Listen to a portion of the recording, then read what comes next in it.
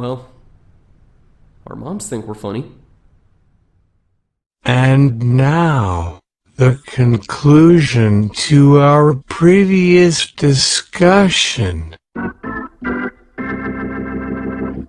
So to kind of, even though I think we've not quite beaten this horse into glue yet, but we're getting there. We're getting there. To put into like a different context, let's say that I'm like I stand with the plight of women, and I took a picture of myself in a dress with like some fake boobs and a wig, but like. No, you really don't. You know, you don't. And I don't really know what you're trying to achieve with that picture there. You know, that you make an ugly woman. Well, I could have told you that. You're no Dr. Frankenfurter. But I don't. You mean you didn't change the world with your cover of Sex type thing? So I don't like. I mean, because that's really what the equivalent of this is. But I am going to say, and this kind of pains me some. But as we've been talking about it, and I think, we're talking about this, and we're kind of talking about this fresh, really, because outside of like a one or two like sentence text, we didn't really go into any detail. But as we're talking it through, and I'm getting a different, I don't want to say perspective, but I'm looking at it slightly different. I'm going to say this. I'm going to give not a full pass, but I'm going to give a minor pass to Charcoal Chick. You mean the one with the chest tattoo that says Corona is the new Messiah? I guess, yeah. The one that went full out tar baby, right? Yeah. I'm gonna give a slight pass to her. She's not forgiven in any way, but I'm saying out of everybody that did that was just like completely wrong. She ranks like above them. And this is why. Because as we talked about it, it's hers, you can tell by the piss poor job she did that it was purely impulsive. It was. She grabs maybe even accidental. She grabbed some shit that she found like right there in the house and slapped that on. It's like, bam, I'm taking a picture. Now the many shades of black chick, I put at the bottom because that probably took her an hour or more. Now it's like an hour or more that she had to think about what she was doing and be like, maybe I shouldn't. Maybe. and she did every like color pie slice on her face. That was a moment to be like, maybe I should stop. Now after you got to like you're on like pie slice like 7 of 8, you're like, okay, I'm so far gone now. I really just have to finish this up. I gotta commit now. Right. Like at some point, maybe after you're looking at your 4th or 5th reference picture where it's like, maybe this isn't the best thing I've ever done. Yeah, when you're at that point, you're like, I can stop. So yeah, so her I put at the bottom because like you had ample opportunity. Charcoal Chick, no. Probably 2 minutes after she posted, she was like, oh, maybe. Puts out the tweet, guys, how do I delete an Instagram story? My phone was just hacked. I don't know. I mean, Pie Slice Chick, yeah, she's definitely low on the rankings, but what about this guy who couldn't even be arsed to, like, completely finish his armpit? It's the same thing we've talked about with, like, the body paint people at cons. I don't think I saw. I just saw the people at the top. I don't think I went any further than that. Yeah, this is a guy who's apparently in a very large group, and yeah, he did a really bad job. Oh, I just don't understand what people are thinking here. Oh, I just it's to take a slightly more serious tone is with everything going on. From my perspective, I'm not scared per se because I'm generally not the scared type. Now I get concerned and I may get a little worried. I'm not the scared type, but I will say that with everything that's going on, it is scary for me Hmm. because it's it's one of those things where you could, as you know, more stuff is kind of coming out and being reported and that kind of stuff. You could do everything right and still find yourself in a bad situation, and or not do anything at all and find yourself in a bad situation. And this happens to people all over, and so it's not like this is it's only happening to one group of people or one section of people, only happening in one part of the country, you know. Hmm. But I think, you know, as more stuff is being reported on, you see that it's it's a higher volume with certain people than it is with others. Oh yeah, yeah. And and like I said, and I'm the kind of guy that's always just, you know, like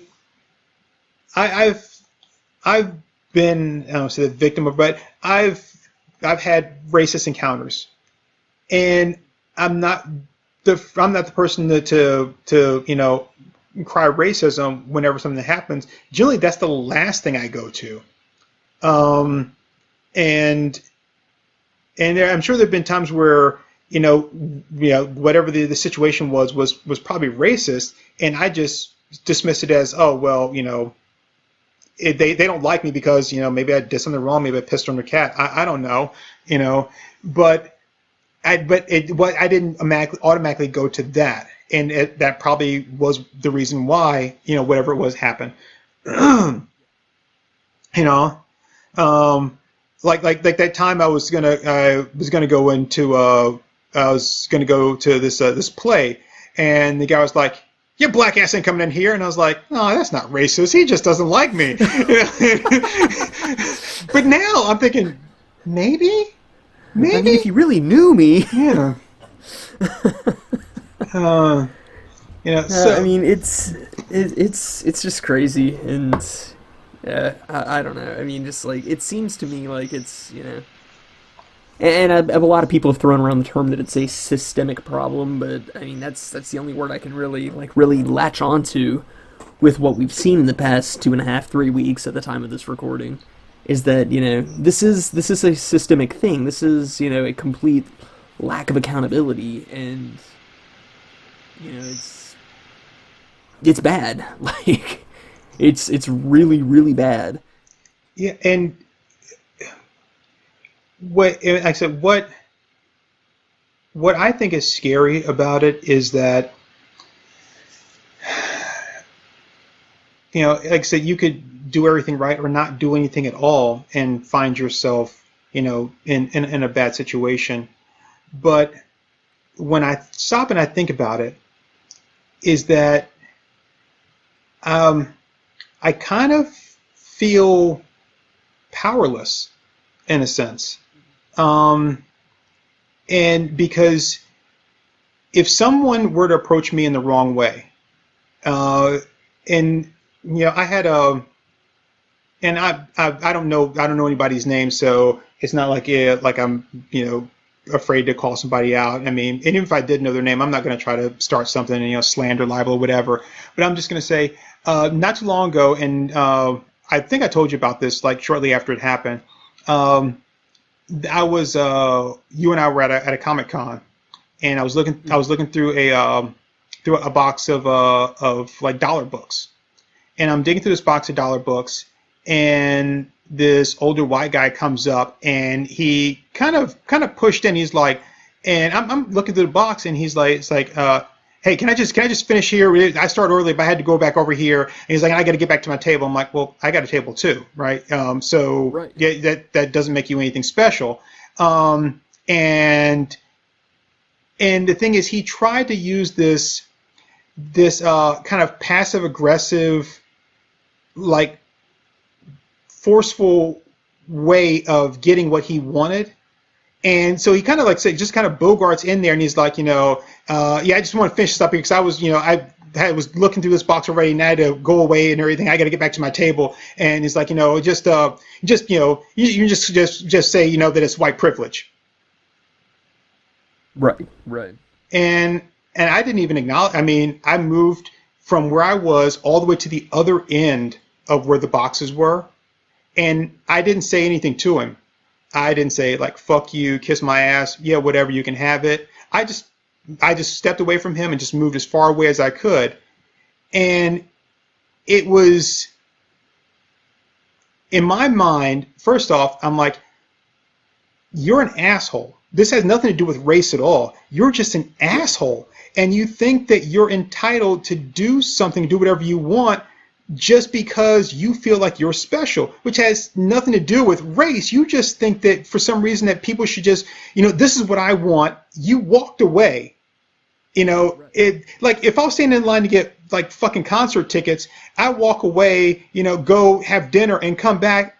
You can't expect me to like get back in line or like maybe like, oh hey, yeah, I was gonna be in the queue to get tickets first before anybody else, and so I'm just coming back to get. Like, no, like I should have first pick. I'm like, no, you walked away, and then he's gonna toss this kind of passive aggressive shot to kind of get some kind of reaction from me, to then justify his actions.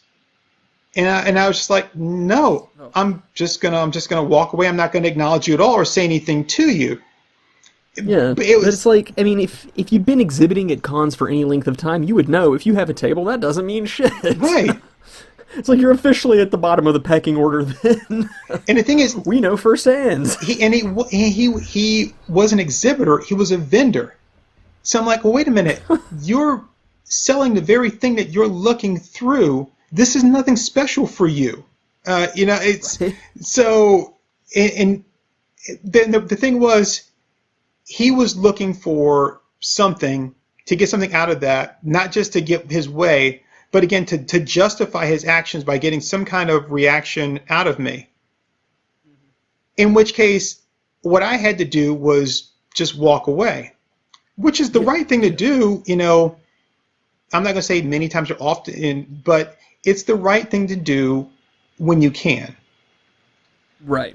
Unfortunately, though, right now, the way things are, it seems like I feel like the only thing I can ever do is walk away from a situation. I can't stand up for myself, because if I were to stand up for myself, it becomes a he said, they said, where my voice is very small and their voice is very loud. And even with the differences in that, there's also just absolutely no accountability there. It's like, I mean, I shouldn't be able to list a dozen examples off the top of my head without even thinking hard of situations where there's absolutely no accountability, Yeah. It's just, it's ridiculous. And I said, and that's what scares me, is that, I can have people, if something were to happen, in which case, I either, my emotions get the best of me, or I just, refuse to back down, that anything can be said. So if there's nothing there to document the situation, anything can be said, and that would be given more weight than anything I said. Mm-hmm. In which case, no matter what, I'm going to be either on the losing end of a battle, or I'm just going to automatically be the bad guy. In which case, only thing I can ever do is walk away. And that's what I find scary, is that I feel like right now I don't have the power to stand up for myself.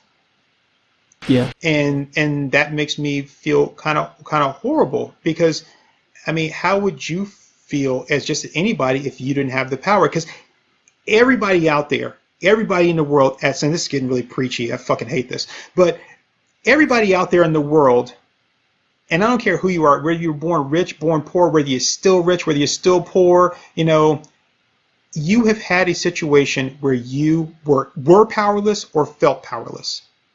And it fucking sucks. It does. And you and I have talked about that many times, that that is one of the things I hate absolutely more than anything, is feeling powerless. I cannot stand feeling like my hands are tied. And that's kind of how I feel right now, is that Yeah. there's nothing I can do, and in which case, and it's it's kind of like the the the bully kid in school, where Hmm. if there's nobody there to stand up for them, then everybody's going to bully them because they can get away with it. Yeah, yeah. And I mean, whether they have anything against them or not, be like, everybody's going to bully this person now because they can get away with it. And I kind of feel that's kind of the position that I'm kind of being in, is like, it's not just a matter of just looking out for myself. It's just now now I'm just that kid in school again that is just looking out for the kick me sign. Right, yeah. Which, by the way, I just Well, have to say, that's the stupidest fucking thing. And I know I always say this stupid, but no, this ranks really high on the stupidest fucking thing, is a kick me sign. Like, someone would ever intentionally put a sign on the back that says kick me. And you're supposed to take that as, oh, well, they asked me to. Really? Really? I mean, come on. apparently we went to different schools, because I've had the ever-loving shit kicked out of me because of their But signs. right, but I'm saying, but who would ever actually put a kick me sign on there, and who would actually look at that and be like, well, I guess he really wants me to kick him? Like, no, Well, no. clearly. Like, that was never consent, you know?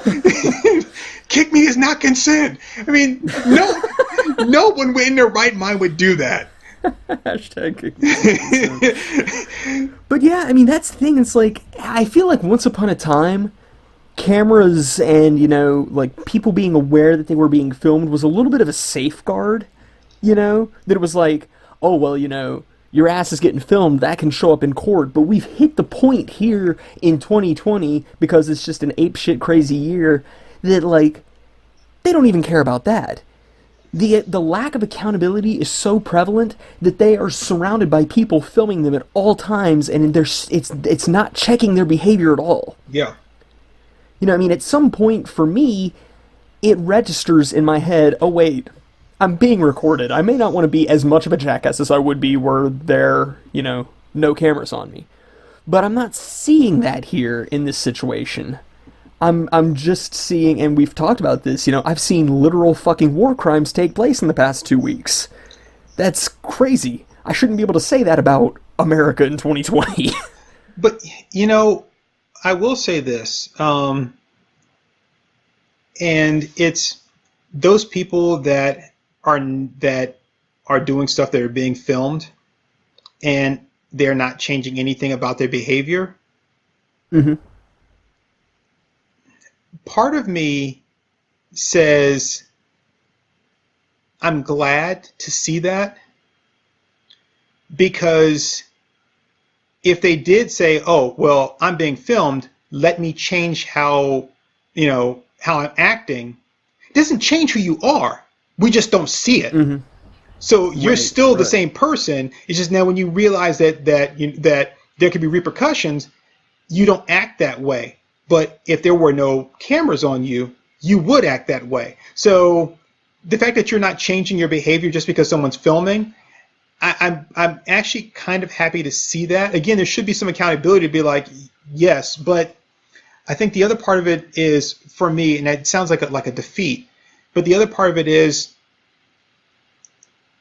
okay, so let me ask you, Acomi, if at some point somebody told you that, not being racist was wrong and that you should be racist, and they gave you all this, this proof, the documentation that racism was the way to go, is that going to change your belief? No, I mean, like, morality has to stand on, like, its own principle. So what if people got around like a big circle and just kept telling you, like, you know loving people is wrong, loving people is wrong, hate is the way, hate is great, You know, would that change? Would that change you? I've never gone with majority opinion on anything, as you know. So when I look at some of these things, I look and I say, um, just because you're showing this to people and people are losing their jobs, or and I do think it's nice that people are being outed for the things that they do that that endanger other people's lives or their well-being for no reason at all. Right. I'm not happy with them being doxxed. That's uncalled for. That's pretty worrisome, yeah. Yeah, I mean, saying, yeah, this is the person, there's their name, what should be given to authorities and that kind of stuff, but putting it all out there on the internet and then saying, like, here's their first dog, and this is where they live, there's that's too far. That's not information I need to know. It's not information I'm going to do anything with. I know their name, and I don't even really need to know their name. Just the authorities need to know their name and let them handle it. I don't need to know who the fuck they are. And unless of course, like, they're on the run, like, the renegade racist is on the run. We believe that now he's in Georgia. Like, then I might need to know. We're gonna put out a cold plaid alert to look out. They're being racist everywhere. Be like, okay, there's a cold plaid alert. I need to be on the lookout for the renegade racists. But hide your wife, hide your kids. they're being racist to everybody. But I don't need to know that. But as long as the authorities know that, that's fine. But I guess when I look at it, though, the one thing I key in on is that you can say all you want, and these people can be outed and they can lose their jobs, but it's not going to change their point of view. If anything, I'm going to be like, now I'm even more pissed off because these ninjas over here cost me my job.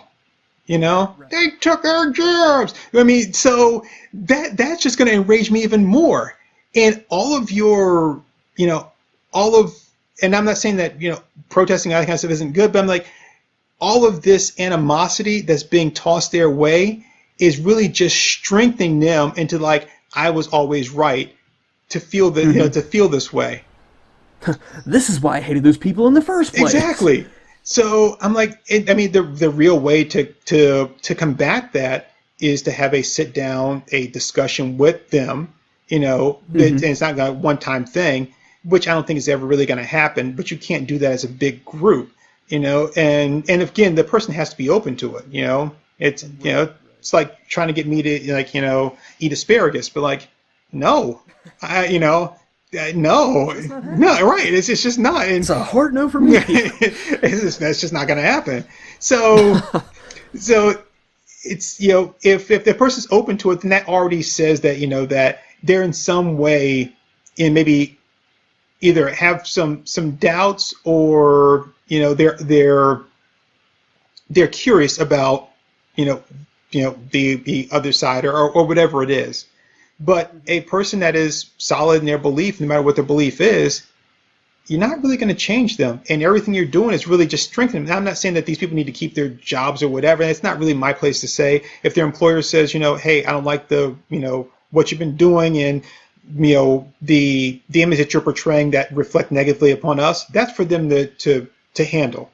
I just know I don't want to interact with that person. Like, if I can still do business with your company and never have to interact with them, and them not have to interact with anything I do or make any decisions that affect me, I'm not gonna say I'd be happy, but I wouldn't call for someone to lose their job. That's a dicey thing that you want to get into. It says, we need to destroy this person's whole life. Yeah, I don't agree with them, but that's not really solving the problem. Again, that's just making them hate you more. It's one thing for me to hate somebody, but like, I don't have anything to do with these people. But then when you start to ruin my life, now it's like, now I want to take adverse action against them. It's gone for just, I don't want to have to be involved with you, to now I want to do something horrible to you. Yeah, it's so many shades of gray. We'd actually have to find a new spectrum in order to really to put it all into context. Yeah, I think everybody involved here just needs to understand two wrongs don't make a right. You know, it's like at some point somebody has to take the moral high ground here. Somebody has to say, here's the right thing to do, and you focus on that. And you know, yeah, that's really idealistic, and you know, I'm saying that as, you know, oh well, you know, this, you know, we've talked about this before. We have a really, you know, as comic fans, as superhero fans, we have a really idealistic worldview of, you know, we want the right thing to prevail, and that's why we fixate on these types of stories that we do. That's true. But, you know, at some point, it has to hit the point where saying, no, just because Party A did wrong doesn't give you a pass to do wrong. And it's like, it's that's the whole thing here for me, is that it's like, it doesn't matter if you're protester, cop, whatever. It's like, you, if you break the law, that needs to be dealt with. If you do it, yeah, like, there's so many cops breaking the law, there's so whatever. It's just, you know, we can't just continually having people say, well, this person did this, so I'm just going to do whatever the hell I want. At some point, somebody needs to take the moral high ground here. Yeah, I would say this. Again, I'm not eating asparagus. I don't care. I'm not eating asparagus. Okay, I'm just not. I don't fucking like asparagus. But when I go to the grocery store and I'm over in, you know, the fresh, like, vegetables section, I shop around asparagus. I don't set asparagus on fire, you know, and say like because I don't like it, nobody should eat it. I just you know, I'm like, okay, some people like it, that's great for them. I don't like it. I won't have anything to do with it. I'll eat all these other vegetables, but I'm not touching that motherfucker, right? I think that, again, it's not necessarily the approach that I want everybody to take with it, but it's not really a bad approach to say that I don't have to be involved with it at all. I don't have to, you know, stand outside the grocery store being like, you know, saying, you know, like, don't buy asparagus, and like, they sell asparagus in there, they should stop it. Like, no, that's not necessary at all. You can just be like, hey, I don't like asparagus, and then that just be it. You know, and you don't have to like walk around telling everybody you don't like it. You don't have to wear a sign that says, you know, asparagus is the devil's fruit. You know, like, you don't. You can just be like, yeah, okay, it's not my thing, and are you listening, CrossFit trainers? It's not my thing, and I'm just gonna you know, steer clear of it. I think that's really, if you can't take any other approach to it, I think that's reasonable. I think if every other option is exhausted, yeah, that's definitely possible. Yeah. Now, I mean, I do at least want to say, you know, I think if your job required you to partake of asparagus and you, as you said, you're not going to do asparagus, then you should probably find another job, you know? Oh, yeah, most definitely. If there's no way you can functionally do your job, and if you hate asparagus to the point that it's impeding on your capacity to do your fucking job, then find other work. I'm just going to say that much. Yeah. I think that carries the analogy far enough for people to get what I'm saying. Yeah, I mean, if you're vegan, then obviously you can't work at a butcher shop. Right. Yeah. Right. So yeah, you might need to find another job. That's just how it is. Because nobody wants a vegan butcher. Right. Because you can't be like, yeah, well, I'm going to continue to butcher for you, but it only has to be vegetables. But like, please send your vegan meats. Right. Did you hear about the Capitol Hill Autonomous Zone? What? Did you hear about the Capitol Hill Autonomous Zone? No. Oh, yes, I did hear about that. They sequestered off like 6 blocks, and we're like, we're an autonomous zone. Fuck the government. And everybody's like, this is anarchy. And it's like, no, this is not anarchy. They have a leader. That's immediately the anti-definition of anarchy. But like on the second day, they ran out of food. And they put on Twitter, please send your vegan meats. Like, you didn't think this through at all, did you? Yeah, I mean, if you again, I'm like, yeah, I think that there's enough, you know, there's enough room in this world for everybody to just be like, Yeah, I think we can all just live. That's it. I'm not even gonna say live happily. I long for us to live peacefully. Just live. You do your shit, I'll do my shit. And just let that be it. I don't know. And I've tried to explain to people that that's really what anarchy's all about. Everybody thinks that it's this V for Vendetta, blow up the government kind of shit, and it's not. It's like people just want to live their lives. Just let people live their lives without having to be constantly in fear of shit hitting the fan. And that's really it. But I will say people are talking, and I think that talks that should have happened 200 years ago are finally starting to happen. Yeah, and I've said this before, which is, you know, I talking I think is a great thing.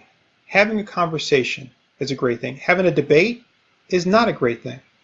Because in a debate, all you do is you bring all your arguments to the table. They bring all their arguments to the table, and neither one of you really listens to the other person. Only thing you do is you have your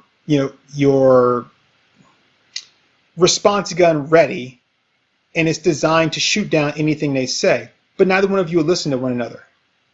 A discussion, have discussion, and that's I think that's really all I want is just people just have a discussion, and in the end be like, I know for me, something that I have a hard time with, and I've talked to you about this, is because of just how I work and how my brain works, I feel like I need to know everything.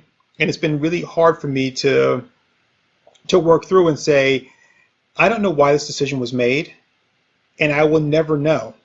And I have to be okay with that. I have to be okay with just saying the decision was this, and I'll never know why, and that's going to be okay.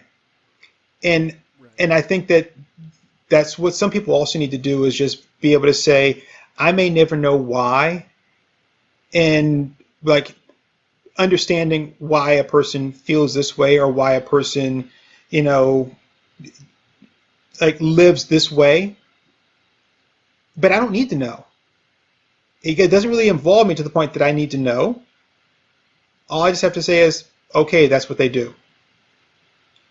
And I think sometimes people get so hung up on, I don't understand, and because I don't understand, then it's I'm not gonna say it's wrong to me, but yeah, in some ways, like, I don't understand, so it's wrong to me, and therefore it's just plain wrong. And it's like, yeah, but you have to realize that you're never gonna understand. Just like what started this whole conversation with these people wanting to, in some cases, I think, do the right thing. And yeah, and the thing is, you really can't understand as much as you probably want to. And I'm not, and again, I'm not trying to turn anybody away from helping anyone, but I'm just that, again, going back to what they did, you have to understand, and you can't, just like what you're talking about with your grandmother.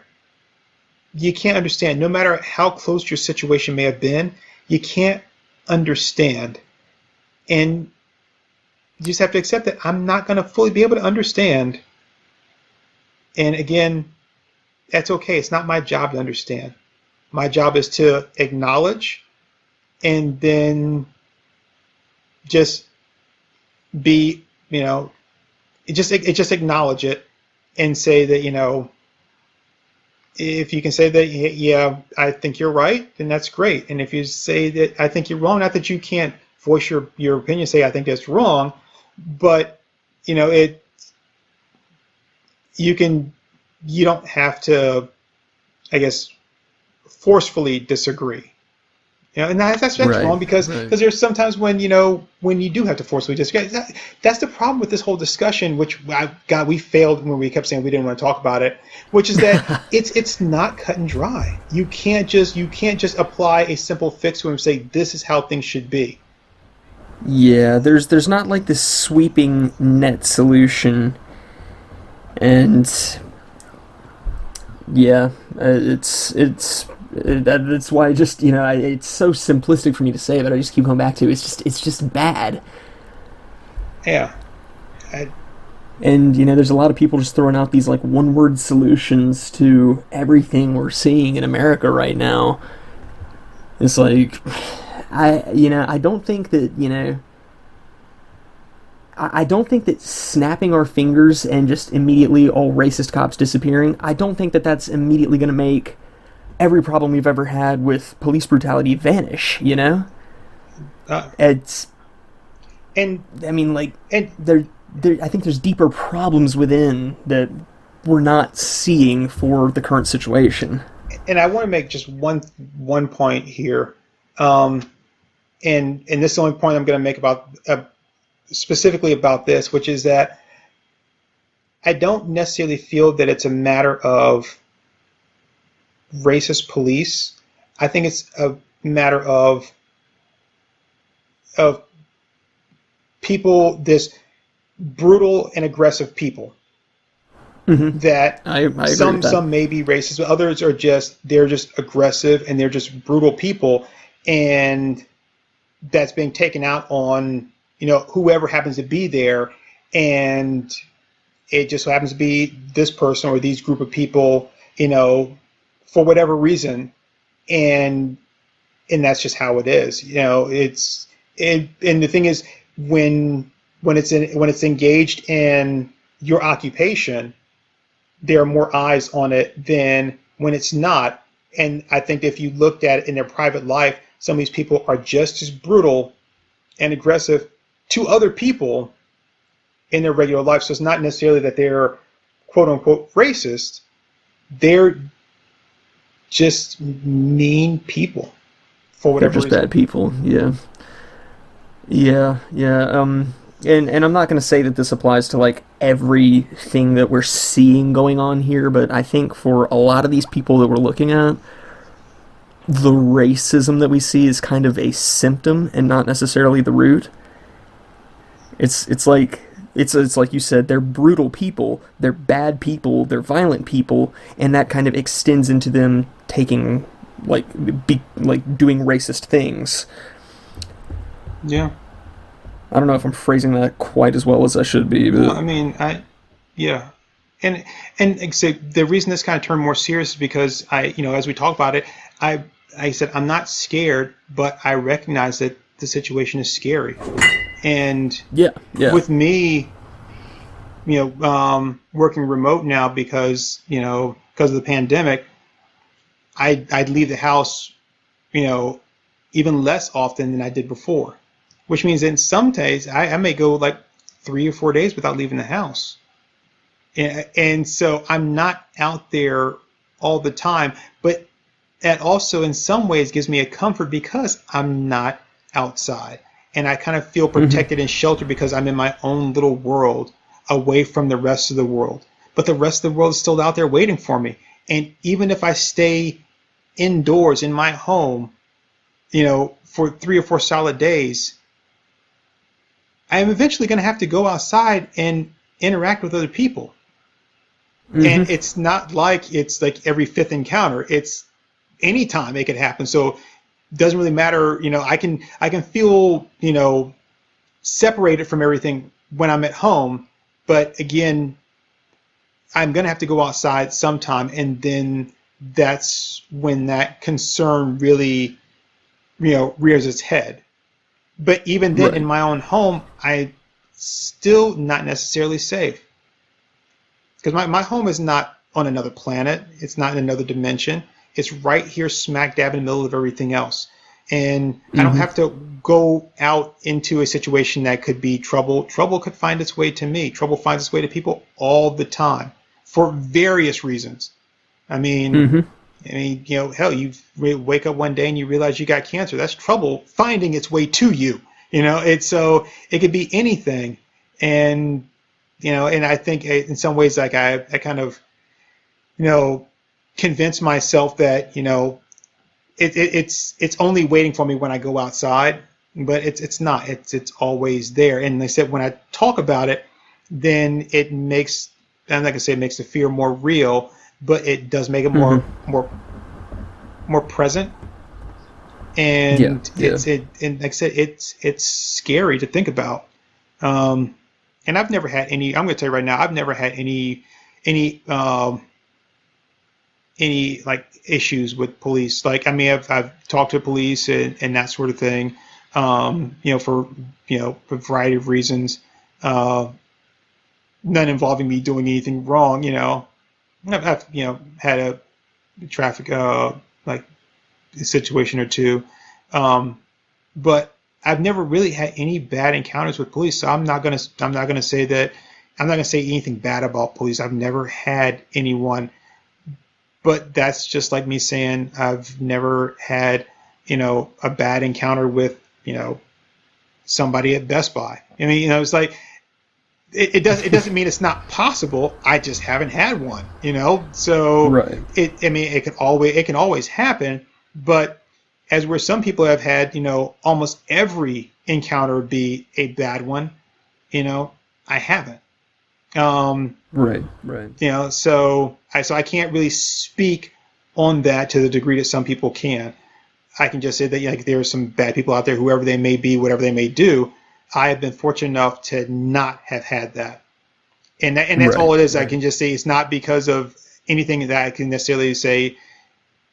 I think in some ways it's to how where I live, how I live, that sort of thing, and who I am as a person. Not being like I'm a straight arrow, but I'm a comic book geek. So I mean, like this that really basically says a lot about me right there, which is it's like. You're a nerd that doesn't leave the house for 3 or 4 days at a time. You've been like that way your whole life, so your interaction with that is going to be a lot less than someone that goes and hangs out with their friends at I don't know, like B-dubs every Friday. Right. But that's. But I said, like, if I talk about it, it does become a little more like there it is. It's around me. Yeah. Yeah. Well, I mean, it's like, this is really just, right there out our back door at this point, I mean, because you were saying that you had a curfew in your town? Yeah, I'm not sure if it's still on. I don't think it is anymore, but yeah, it was for a couple of days. It's probably not, but yeah, I mean, like the town I work in has had, I don't know if it's had a curfew, but it's had a lot of demonstrations going on. There's demonstrations going on in my hometown. There's demonstrations going on in Camelot's town where he works. I mean, like it's, it's here. There's precious little keeping things from getting really bad really fast.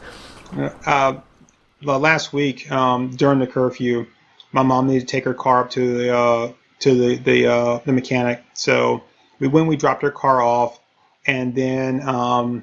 She came over to my house and had dinner, and then it's like, okay, I had to take her home. And I took her home, and when I dropped her off, it was like 10 o'clock, and the curfew was at 8. And I was like, oh boy. And I'm like, yeah, it's like I don't really know if someone were to stop me and ask a question, like, I'm not sure if they're like, oh, well, yeah, my mom came over, we had dinner, and I had to take her car.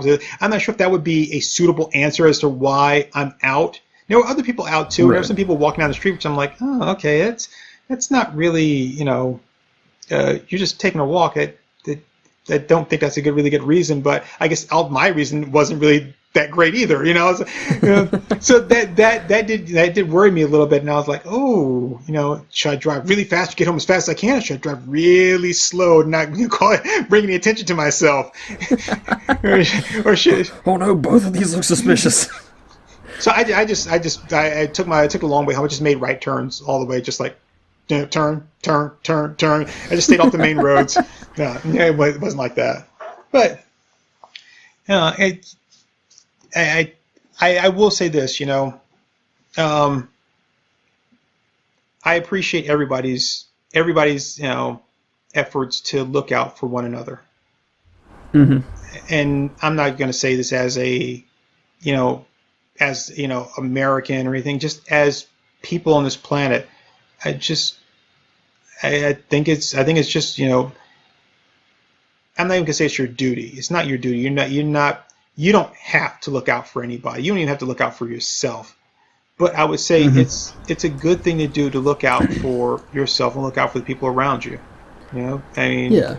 And I Yeah. appreciate, It's just being a decent person. yeah, and I appreciate the people that are out there doing it. Whether you're out there, whether you're posting something on social media, whether you're out there in the street, or maybe you're just not being an asshole. Not being an asshole is also a good way of saying, hey, I respect you as a person, and these people are just by not being an asshole. You don't have to be out there, like posting and telling people. You can just be a good person. Being a good person is, Yeah. what do you call that thing?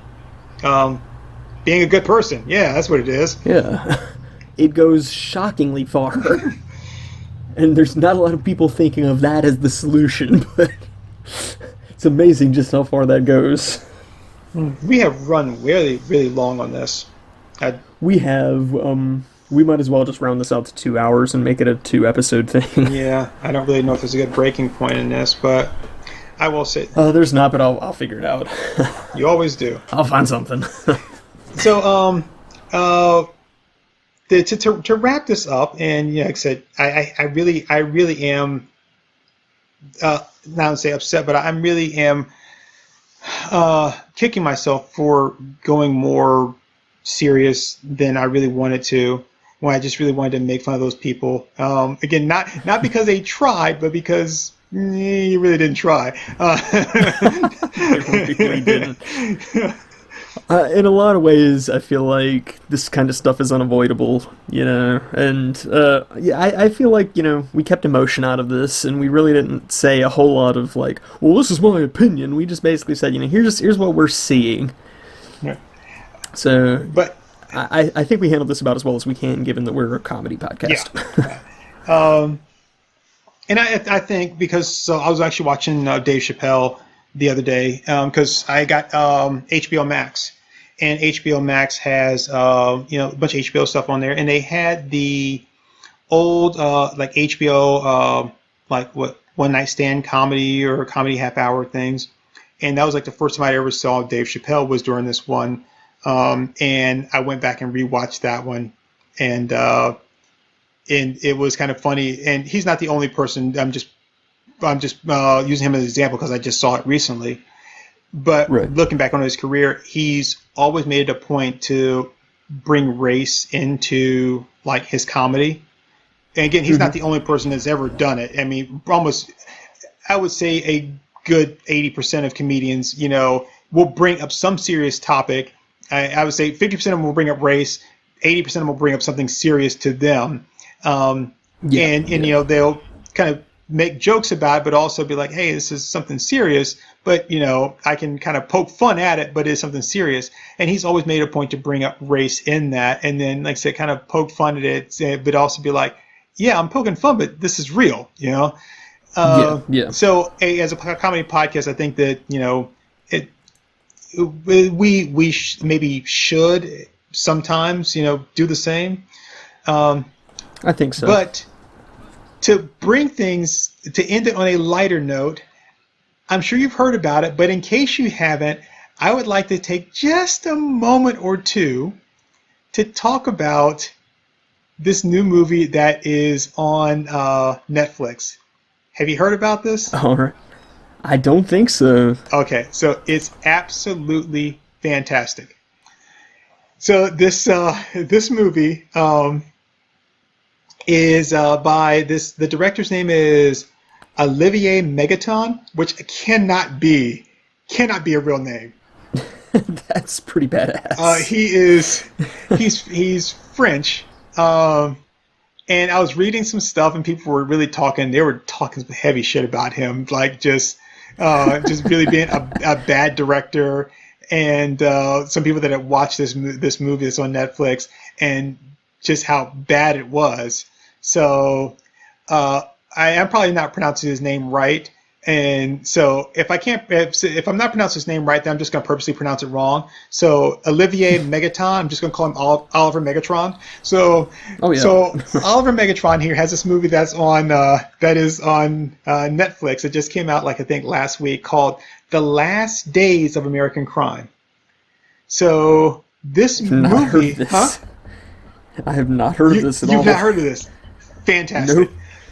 I'm just getting around to watching Tiger King, man. I still haven't tried to get into that. It's still too new for Dude, me. it's a fucking trip, man. So, this movie is like 2.5 hours long. And what brought it to my attention was that somebody posted something, I think it was on Reddit, that was like, this is the first movie that has been given a 0 rating on Rotten Tomatoes. And like I'm every day I check Blu-ray.com to see like what new Blu-ray releases and stuff like that are coming out, and that way I can make sure I get my special editions because I'm all about that shit. I believe they gave it like half a star out of like 10, and I've never seen a rating that low.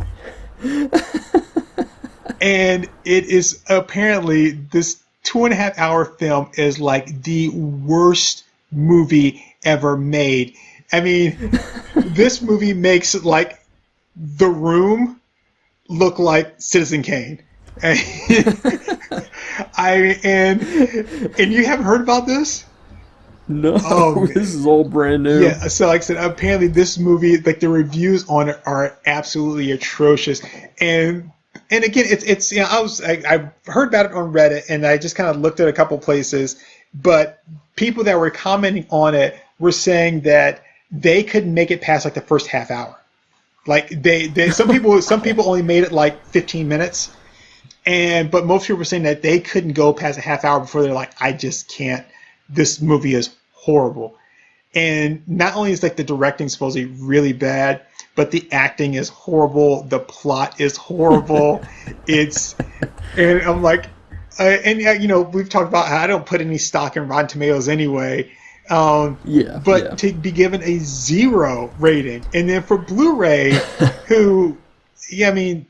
they're I guess in my opinion they're maybe a little higher up than some of the other like reviews. But when I'm looking at their reviews, I'm looking at their reviews of like Blu-ray releases.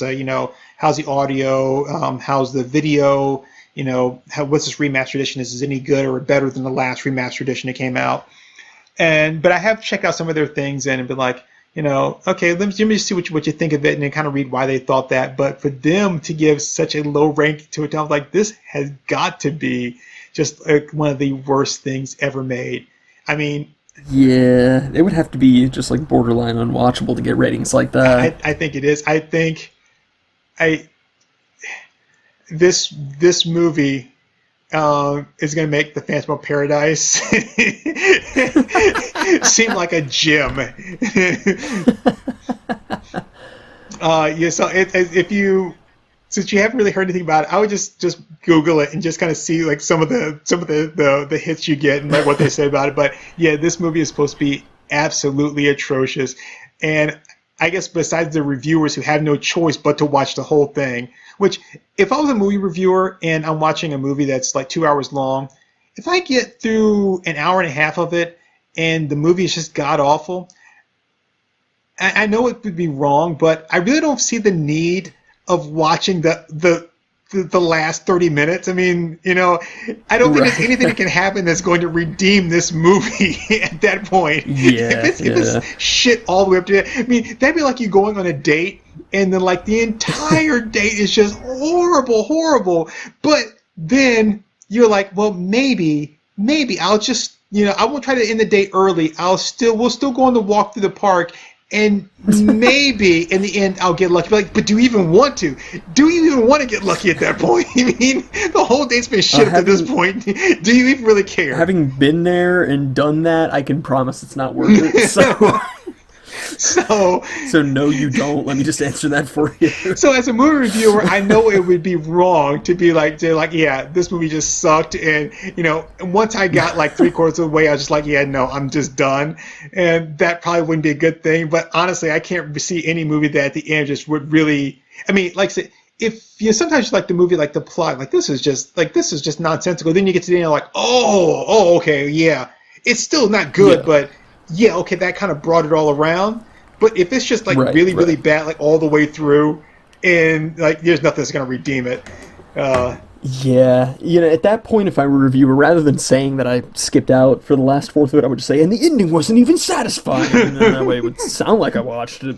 But But apparently, and it's one thing to have like an hour and a half long piece of shit, but a 2.5 hour long piece of shit, like yeah, somewhere along the way, when you look at the dailies, you have to be like, um, maybe not to cancel the movie itself, but be like, maybe we should change something here, you know? Ugh. Yeah, so I mean, they have to pre-screen this stuff. I mean, like I know they pre-screen stuff, so at some point you have to realize, like, wow, none of my audience like any of this. I think with Netflix, and sometimes I think you make these contracts with these people, these deals, Oh and yeah, then like if the movie is garbage, they still kind of have to show it. I mean, it was like I paid yeah, for it, I might as well put it up there. I mean, if I had to put it in theaters, maybe not. That's a whole cost. But for me to just put it streaming out there, but like, okay, what the hell? Somebody will watch yeah. it. Yeah, Netflix pushes out some garbage. Some of their little indie films are really really good, but a lot of times they'll just push out some absolute crap. Uh, All right, well, let's do a closer for the actual podcast, okay. and then we'll be good to go. All right, well, we took a quick detour for a micro episode. I guess we're still calling it Yeah. that. I'm still calling it that. But yeah, no, I think this was. I think it was good for us to get this out of our system and have this conversation. Yeah, and again, I, I, I appreciate that you care. I appreciate that you care. Just Yeah. just care a little harder next time. Yeah, Maybe just don't care so stupidly, yeah. Because I mean, and we can start seeing some forward progress here for a change. because I mean, not to belittle, there is thought. Now I'm not gonna say intention of thought, but that is the equivalent of like finding a penny on the floor of 7-Eleven and picking it up, looking at the jar that's like, please give to, and then putting the penny in your pocket and walking out the door. That's pretty much what that was. I think it's a little bit closer to like looking at the jar and then just throwing the penny right into the eye of the cashier. Here you go. Ow! No, you know what? No, I would say it's more like this. It's seeing the little donate thing and taking a penny from the take a penny, leave a penny and putting it in there. God, I have uncles that would do that shit. It's embarrassing as Are you fuck. serious? Please tell me you're joking. I've never seen them do it. I'm just saying, knowing what I know about their attitudes and their personalities, I would not be a bit surprised. Okay. So yeah, I would think that's the equivalent of that. Being like, oh yeah, I don't mind donating. Thank you.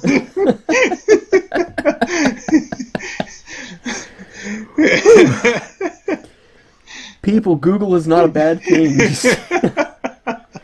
If you're about to do anything that thousands of people are going to see, pause, take stock of the situation, and ask Google, is what I'm about to do stupid? Yeah. Because Google will have answers for you.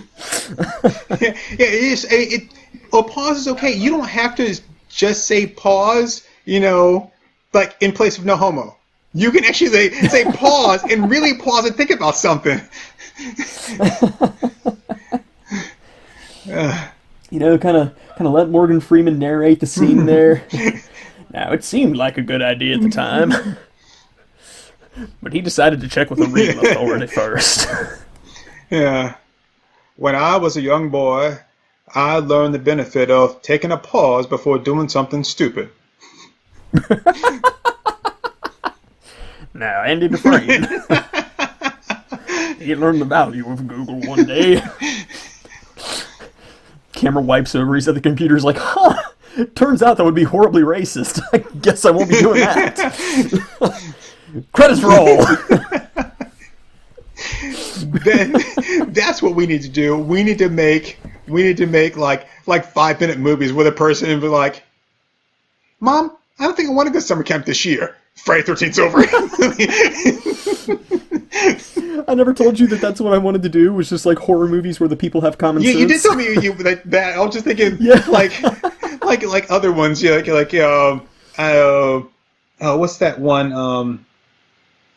Shit. Fatal Attraction. Be like, Oh yeah. you know what? Maybe I'll just go home and jack off. Movie's over.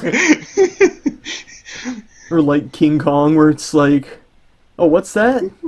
Oh, they're saying that there's giant monsters all over this island. Well, I guess we should go home, guys. This sounds dangerous. They actually do that in one of the Simpsons ones. It's like, why do they call it, there's like, I wish, what was he? He's like, why are we, it's like, I wish we were going to Skull Island. And it goes, I wish we were going to, I don't know, like Monkey Island, something like that. And he's like, why? It's like, why? It's like, what do they have there? It's like, he's like, oh, they got monkeys, but they're just not as big. I just fucked up the whole thing, but it's like there's like, oh yeah, it's like, I wish we were going here. It's like, oh, it's the same thing. There's really no difference. Sorry, I fucked up the joke. You guys probably like, you idiot, idiot. But. We can just do Fight Club in 5 minutes, where he just goes to a psychiatrist and gets help. I would just be like, he just becomes an alcoholic instead. But like, if I can't get regular sleep, I'll just drink myself till I pass out. Yeah,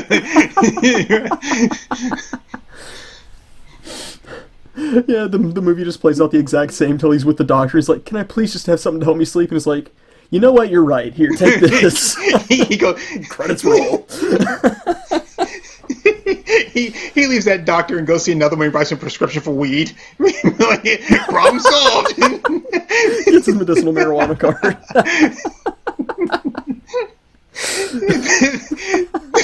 That's what we should do.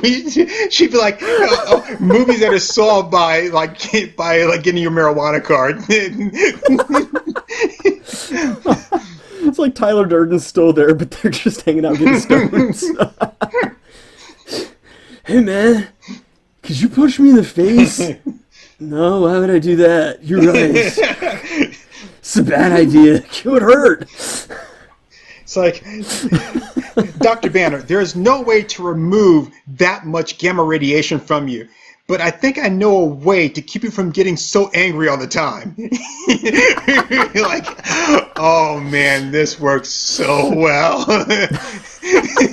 Like, there's the end of the Hulk. But then, between this and the essential oils, I'm all set. But then, of course, at the end of the movie, you see like the world comes to an end because the aliens still show up. But then they're like, where the fuck is Dr. Banner? It's like, he's just sitting there puffing away. It's like, dude, are there aliens attacking? Yeah.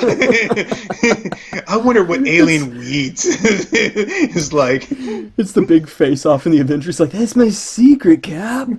It is a big bag of weed. He just falls face down in the street. And then Captain America goes, fuck the language.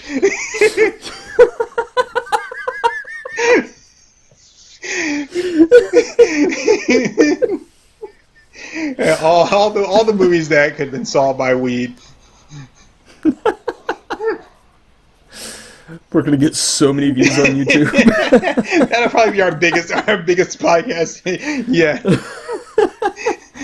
Well, sure as hell not gonna be racist baby anymore. It won't be. Boy, it's a good thing we procrastinated on that one. Now, I don't think every movie can be solved by weed, though. So I think we also talk about like this is the one that can't be solved by weed. Oh yeah. So I don't think weed would fix anything in Watchmen. It would definitely calm Rorschach down a bit. Well, you'd have to. Oh, but it also makes you more paranoid. Yeah, I was gonna say you'd have to first trick him into smoking it, but like blowing bong hits in the face of Dr. Manhattan, I don't think it really changed anything. No, he just Night Owl has some baked into some brownies, and when he breaks into his apartment, he accidentally eats those instead. Fine like this. And it's like, what are you going to do? I find weed to be really interesting. I think we're going to go to a planet and grow some. And someone looks at like a telescope, and you see like the moon is just all green. This whole monologue on Mars is just him, like, toking it up and talking to Cheech and Chong. Man, I'm tired of this world. Tired of these people. Dr. Manhattan grows like a special kind of like weed on the moon. It's called green cheese.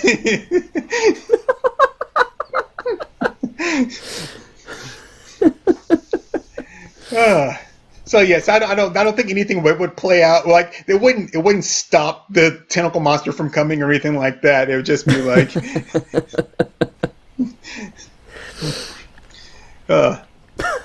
It's all part of Ozymandias' plan. So he just gets them all hooked on weed, so they're not a threat to him. yeah, you know, I can see like Nightmare on Elm Street, you know, with the kids from Elm Street, they all get together and get baked, and then of course then they all fall asleep, and he's like, you know, welcome to prime time, bitch. Like, dude, you're blocking the TV. I was like, I'm gonna fucking kill you. And it was like, yeah, all right, man. Everyone's gonna die sometime, man. I'm just like, dude, he said he's gonna kill me, but like, what the fuck is wrong with you?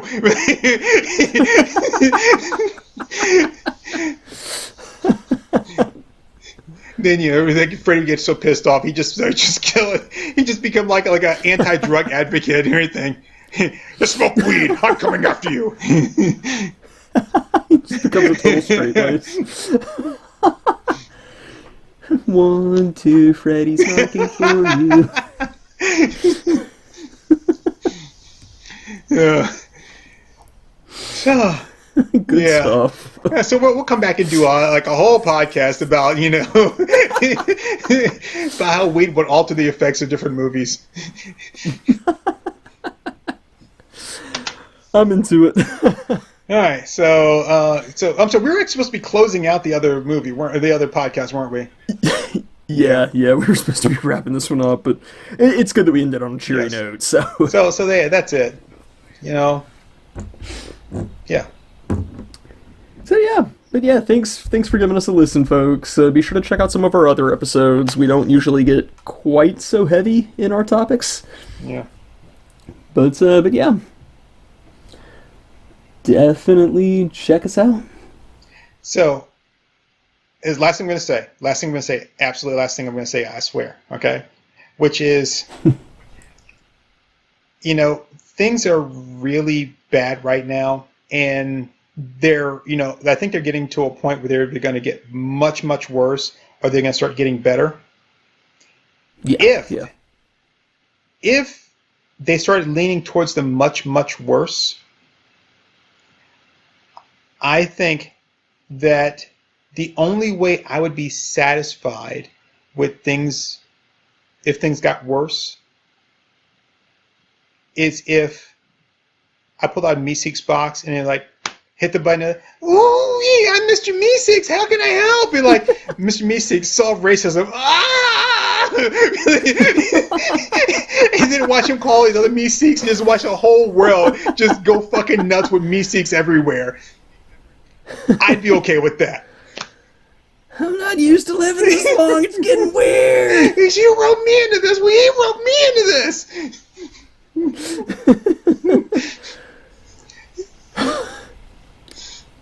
I'm kind of him over there. I'm kind of a stickler, Meeseeks. How do you feel about Asians?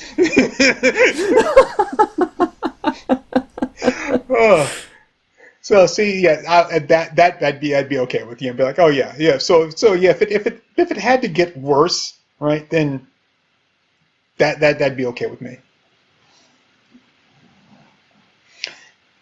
Yep, sounds like a plan. And then they have to summon that off-brand red Meeseeks. What was that? Was that an IKEA Meeseeks, or what did they call it? Costco Meeseeks, and he comes out and he's like, yo, life matter. Okay.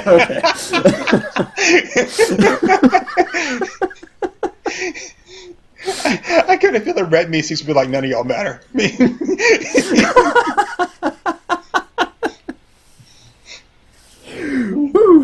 Okay. Later, everybody. Bye.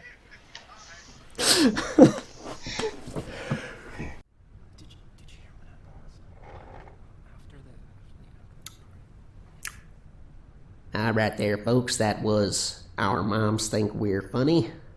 Let's give them a hand.